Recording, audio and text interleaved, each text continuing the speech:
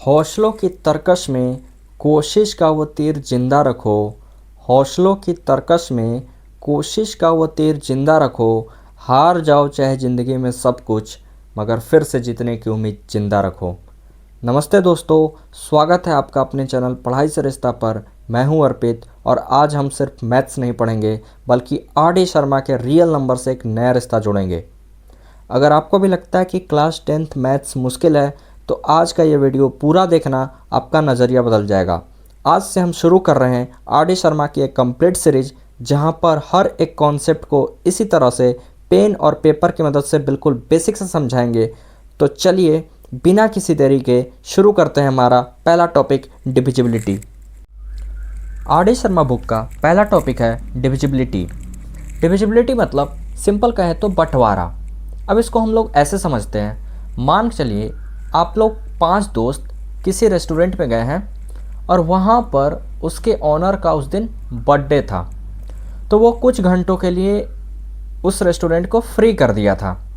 तो आप लोग पांचों दोस्त गए वहाँ पे और जो बिल बना ना वो फ्री हो गया था, तो उस समय बिल बना 0 रुपया। तो मान लेते हैं आप लोग पांचों दोस्त को हम ए, और जो बिल बना वो तो 0 रुपये का बना, तो उसको हम मान लेते हैं बी। अब यहाँ पे अगर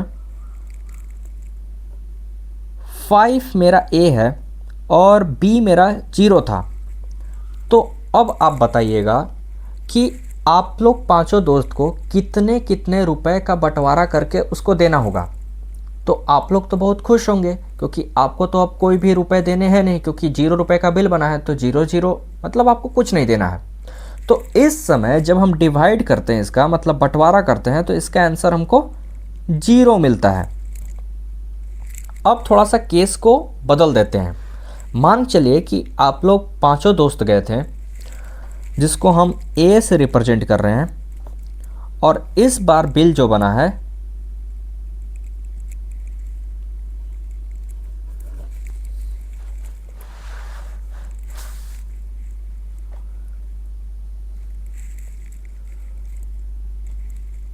और अब हम केस को पलट देते हैं। इस बार मान लेते हैं कि इस बार बिल बना है 500 रुपये का, जिसको हम बी से रिप्रेजेंट कर रहे थे। लेकिन इस बार टेबल पे कोई लोग है ही नहीं, मतलब इस बार टेबल पे 0 लोग हैं, माने कोई लोग है ही नहीं। तो अब बताइए कि क्या इस 500 रुपये को कौन बांट कर देगा, मतलब इस 500 रुपये को कौन, अब तो लोग ही नहीं है, तो कौन इस 500 रुपये को बांट कर देगा उसे? कोई भी नहीं। तो इसका मतलब ये हुआ कि अगर हम,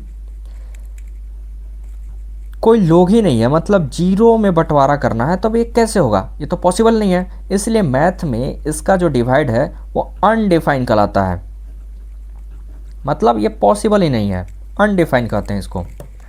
तो यहाँ पे अगर हम डेफिनेशन देखें आर.डी. शर्मा बुक का, तो वो यही बात कहता है कि अगर कोई हम नॉन जीरो इंटीजर, अब नॉन जीरो मतलब क्या हुआ? नॉन जीरो मतलब 0 नहीं होना चाहिए। कहाँ? तो ए के पास, मतलब कोई भी इंटीजर रहे, चाहे 1 2 माइनस के कोई भी नंबर, -1 2, क्योंकि ये सब इंटीजर के नंबर है, बस 0 को नहीं लेना है। क्योंकि अगर 0 ए बन गया, अगर 0 ए बन गया तो ये अनडिफाइंड चला जाएगा। इसलिए यहाँ पे बताया गया कि नॉन जीरो इंटीजर ए लेना है। हालांकि अगर बी 0 हो तो कोई दिक्कत नहीं है। इसका मतलब ये है, अगर 0 ऊपर है, आपको याद करने का एक ट्रिक दे दे रहा हूँ, अगर 0 ऊपर है तो वो हीरो है, लेकिन अगर 0 नीचे आ गया तो विलन हो गया। सिंपल सा बात है, अगर 0 ऊपर है तो वो हीरो है, अब अगर 0 नीचे आ गया तो वो विलन के रूप में हो गया, मतलब कि वो डिवाइड नहीं हो पाता है। तो यहाँ पे वही बताया गया है कि ए आपका नॉन जीरो इंटीजर होना चाहिए, मतलब नीचे जो डिवाइड कर रहा है वो 0 नहीं होना चाहिए। Is set to be divide an integer b, माने वो किसी इंटीजर बी को डिवाइड करेगा, if there exist an integer c such that. अब यहाँ पे एक एग्जाम्पल हम आपको देते हैं। मान के चलिए कि 30 बॉल क्रिकेट में आपको दिया गया है, ठीक है, 30 बॉल, और हमको पता है कि हर एक ओवर में 6 बॉल, लीगल अगर बॉल जाए तो 6 बॉल होती हैं। तो अगर 30 बॉल हैं, हर ओवर में 6 बॉल जाती हैं, तो आप बताइए कितना ओवर पूरा होगा? 5 ओवर पूरा होगा, न उससे एक बॉल ज़्यादा है न उससे एक बॉल कम होगा। एक और एग्जांपल देते हैं आपको।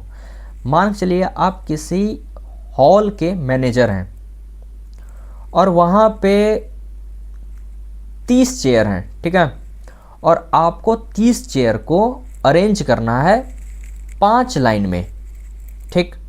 तो अब बताइए कि हर एक लाइन में कितने चेयर आएंगे और सब में बराबर रहनी चाहिए। तो आप बताएंगे कि 6-6 चेयर आएंगे सब लाइन में और मेरे पास कोई चेयर बचेगा भी नहीं लास्ट में। यही अगर 32 चेयर रहती तो फिर आपके 2 चेयर एक्स्ट्रा चले जाते हैं, मतलब कि कुछ रिमाइंडर आ जाता। अब यहाँ पे अगर हम इससे समझें तो ये कहना ये चाह रहा है कि अगर मेरे पास 30 चेयर थी और उसको हमको 5 रो में लगाना था, तो मेरा आंसर निकला कि 6-6 चेयर हर एक रो में या हर एक लाइन में लगेंगी। तो ये जो आंसर निकला मेरा, ये भी एक कोई इंटीजर निकला जिससे ये C से रिप्रेजेंट कर रहा है। जो डिवाइड कर रहा था उसको हमको नॉन जीरो लेना है, ये मेरा A बना। जिसको डिवाइड किया वो मेरा B बना। तो कोई थर्ड एक C नाम का इंटीजर भी एग्जिस्ट करता है और यहाँ पे इसको इस फॉर्मेट बताया गया है कि B बराबर AC। मतलब अगर आपको B चाहिए जो कि 30 था, तो आपको करना क्या है कि A और C को मल्टीप्लाई कर देना है। तो बिल्कुल जब हम 5 को 6 से मल्टीप्लाई करेंगे तो मेरा 30 आ जाएगा। अब यहाँ पे कुछ टर्म है जो आपको हमेशा दिमाग में रखने हैं। जैसे अगर हम जिस चीज़ को जिससे डिवाइड करते हैं और जो चीज़ मिलता है उसको क्या क्या कहते हैं।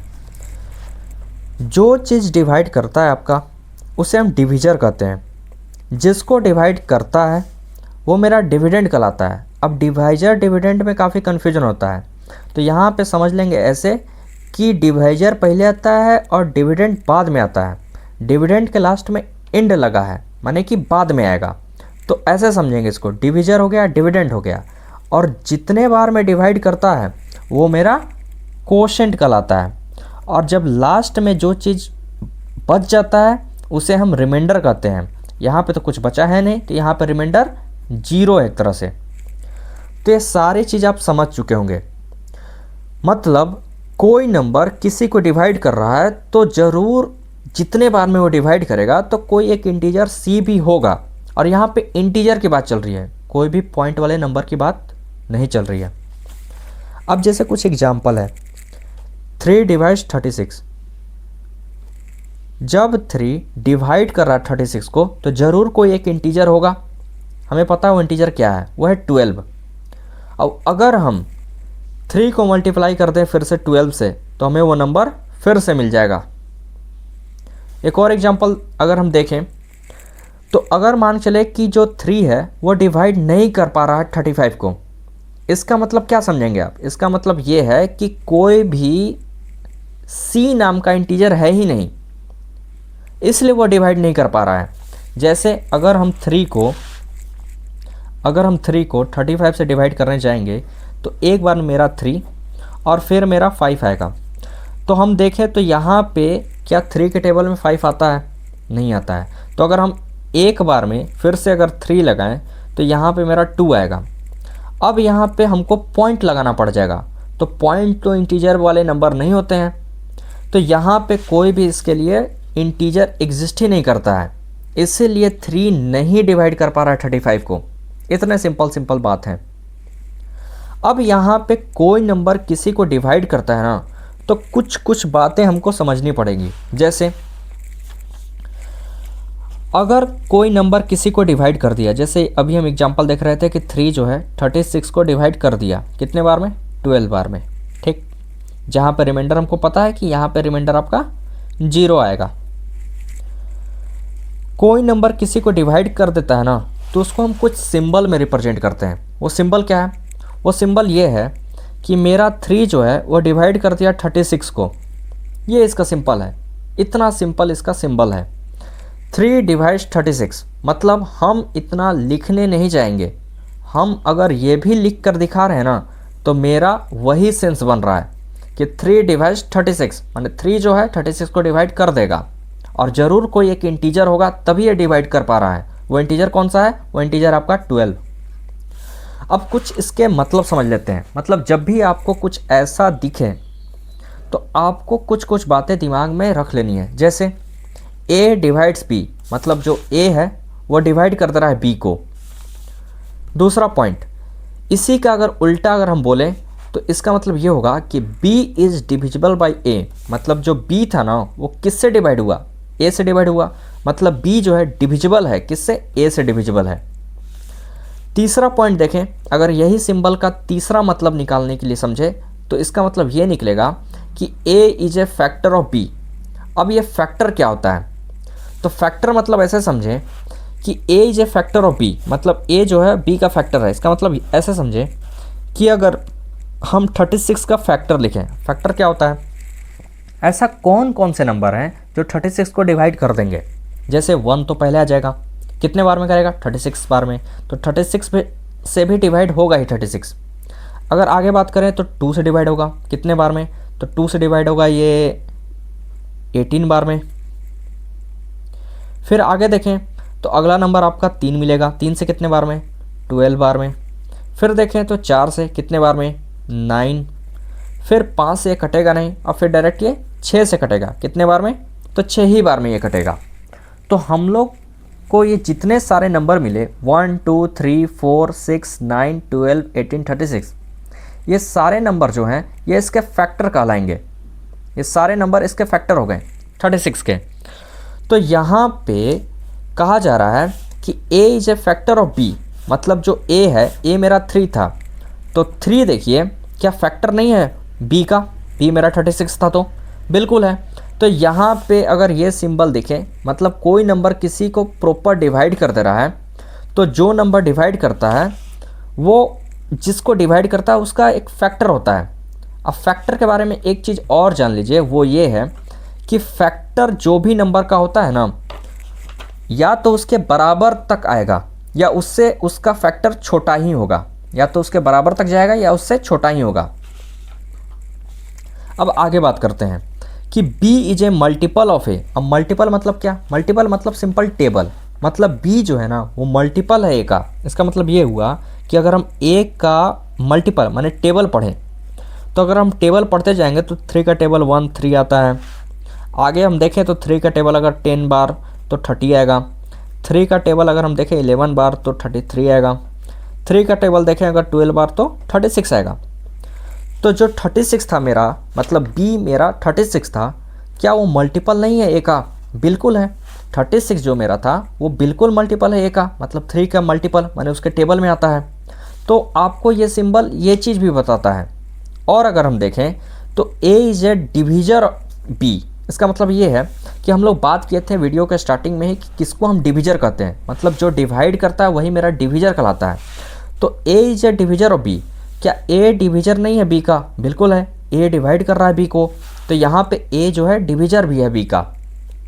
अब यहाँ पे अगर कोई नंबर किसी को डिवाइड नहीं कर पाए तो उसका सिंबल कुछ ऐसा बनता है। यहाँ पे ये बता रहा है कि b जो है ना वो डिविजिबल नहीं है किससे? a से, मतलब जो b है वो नहीं कट पा रहा है a से प्रॉपर, तो इसका सिंबल हम ऐसे लिखते हैं। अब आर डी शर्मा बुक में कुछ एग्जाम्पल दिए गए हैं, अब उसको ट्रू फॉल्स में बताने हैं आपको कि कौन सा नंबर